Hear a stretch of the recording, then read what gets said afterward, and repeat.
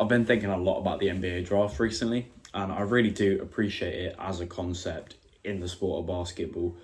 And there are a few reasons why I find it so interesting, right?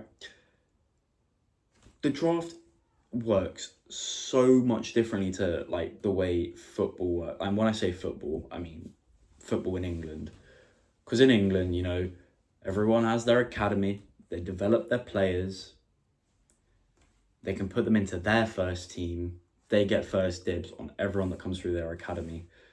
And then it's really down to like how good your own development system is. But the draft, now the draft, so different.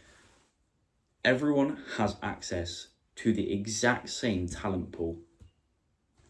It's literally every college or university in the country of the United States, and everyone that's playing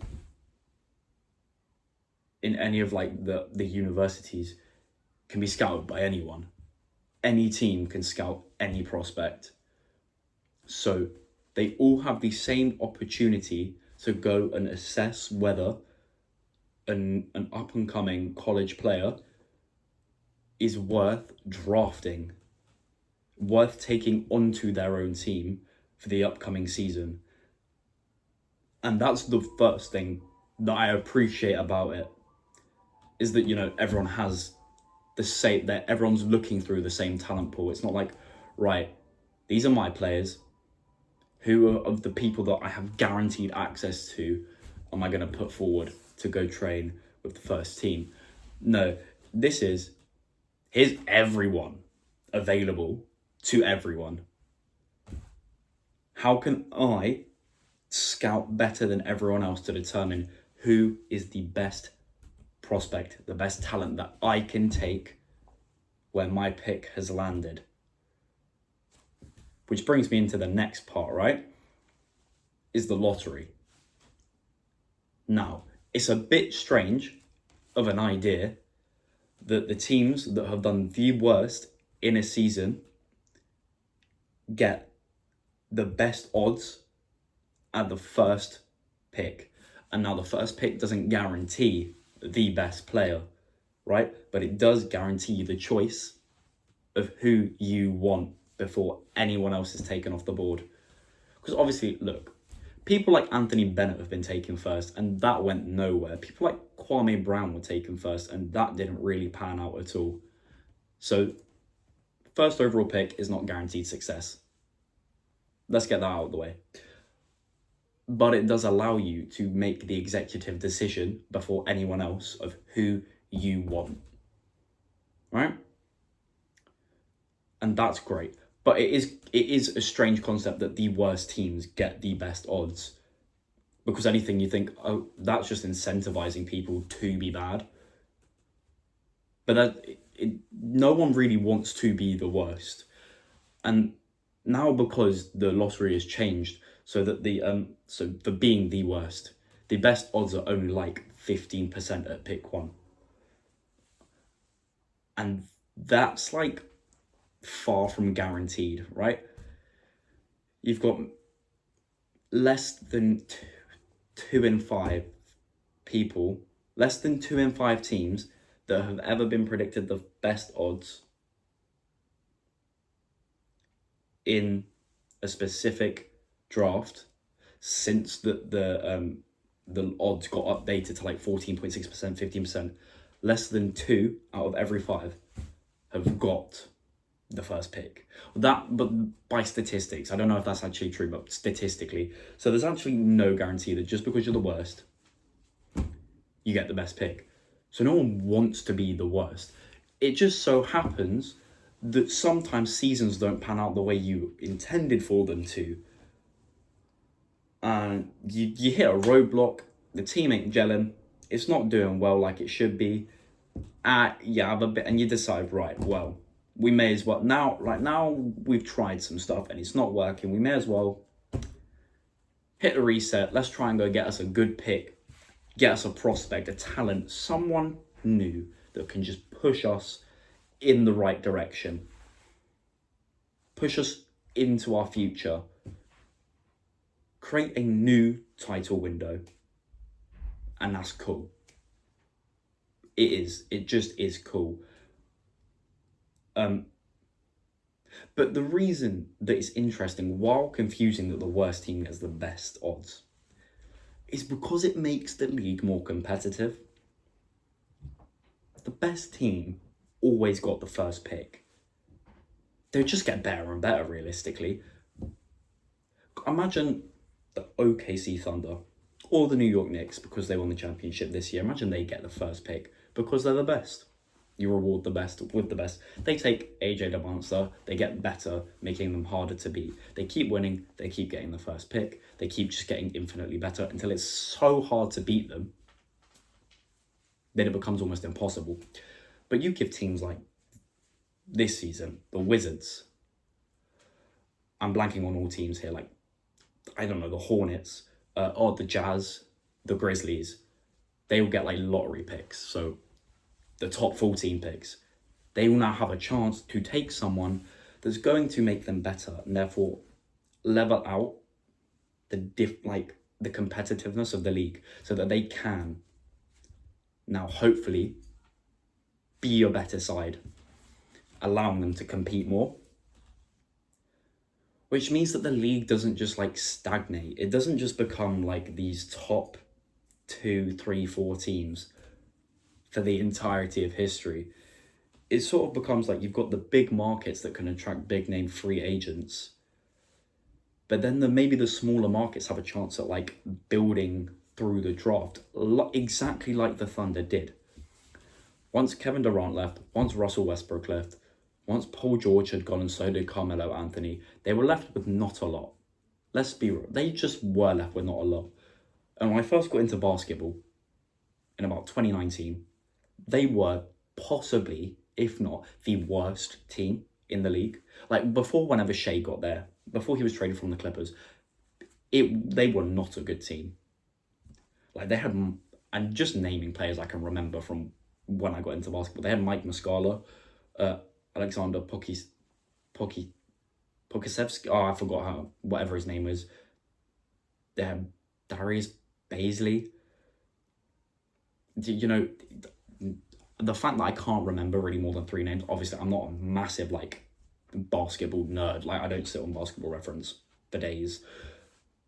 But like I remember most big names, and by big names I just mean like starters. I can remember starters if I have a vivid memory of a team. And the fact that I just can't name more than 3 is like, oh, they had Derek Favors at that time as well. There you go, there's 4. 4 players on a team, and that's all I can remember. And they probably had about 14 total players, if not 15 or 16, however many you're allowed to have. They were bad, is what I'm trying to say. And now if you look at them and where they are, it is crazy.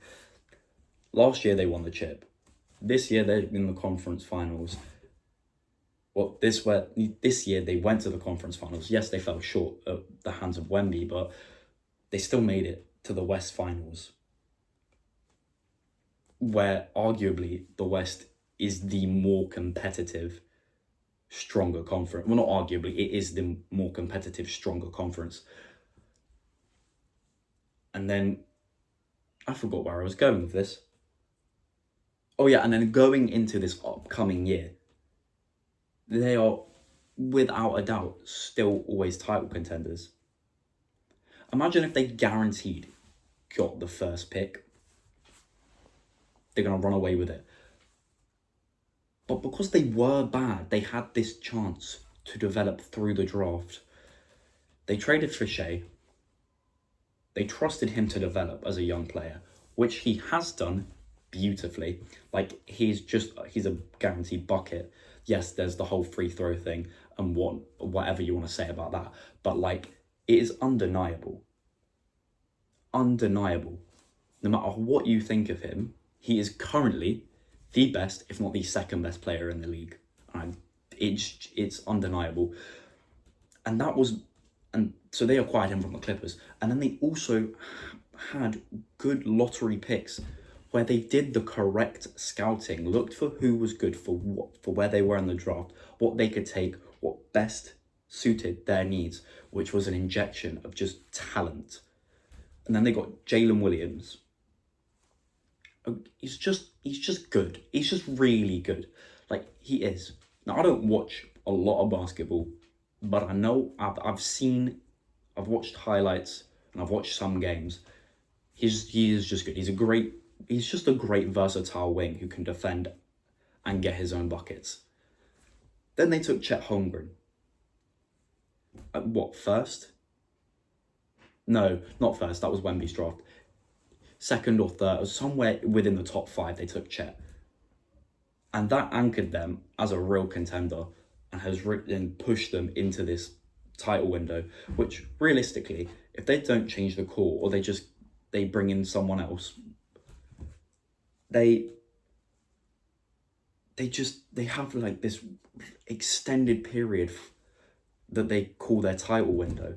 And it's like, it could go on for 4, 5 years, 6 years to come. Their title window is long, so long as they keep this core intact. And that's what the draft can do for you. And even in this year's draft, I can't remember where, but somewhere around pick 8, they draft Ade Mara, the best center in the class of of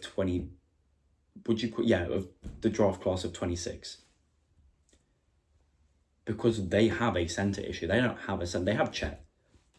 But Chet's more of a power forward, I think. So they've got the best center from this draft class. And that's because of the draft assets they required from like doing a complete franchise reset, knowing that they could build through the draft. And this is like a success story of what the draft can offer you, which is why it's so interesting to me. Like, you can literally use this one thing to go from bad over a few years, like quite a few years, to excellent for more years than you were bad. Like, it's great. And it's just something English football doesn't have, which makes sports like basketball something new for me, something interesting, something fun to also like follow. Now, I might not watch everything, but I do follow. I watch the trades. I watch who gets drafted where. I watch basketball content. I like it. It's fun. It's fun to watch here and there, and just like have a basic understanding of the league as it develops.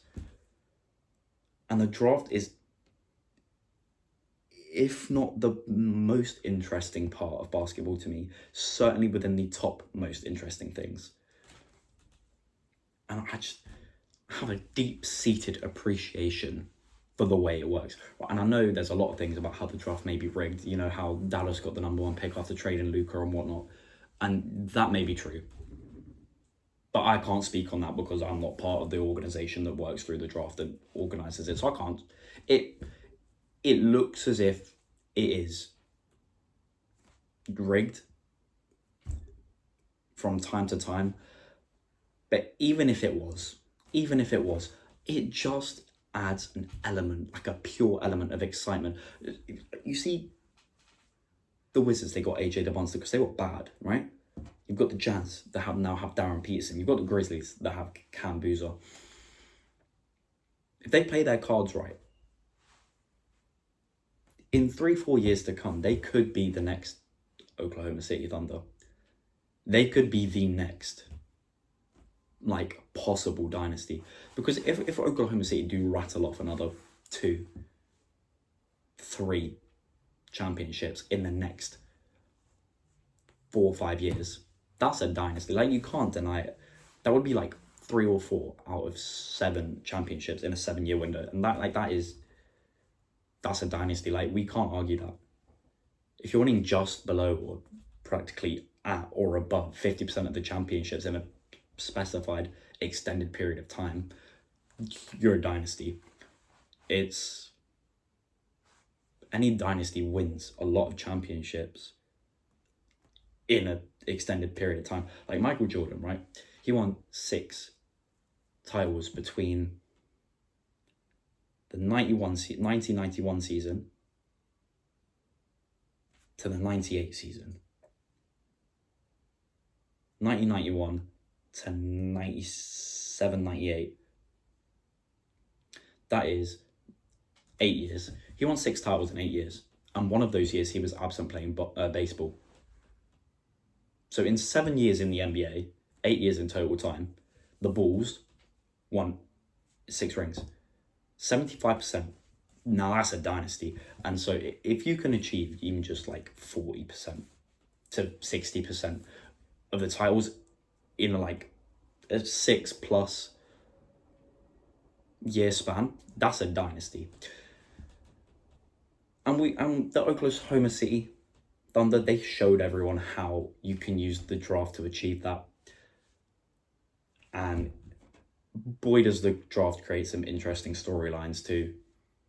Like, you know, Cooper Flag to the Mavericks, that whole conspiracy, like LeBron being a homegrown star in Cleveland, him leaving Cleveland, and then to come back for his homecoming and finally give them a championship. That's a storyline created by the draft.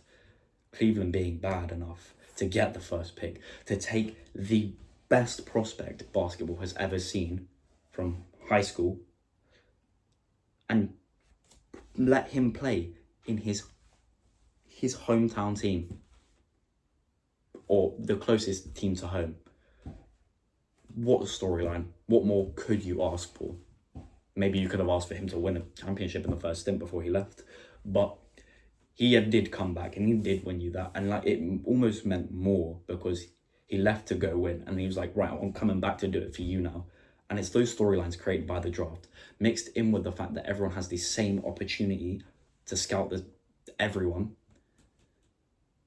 and just like the ability that the draft has to reinvigorate franchises with 1 or 2, even 3 picks, and literally skyrocket them from 30 and 52 seasons up to the 50-win seasons, up to 60-win seasons, like we saw with the Thunder.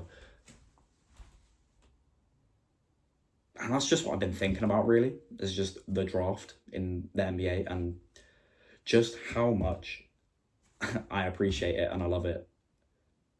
And all for just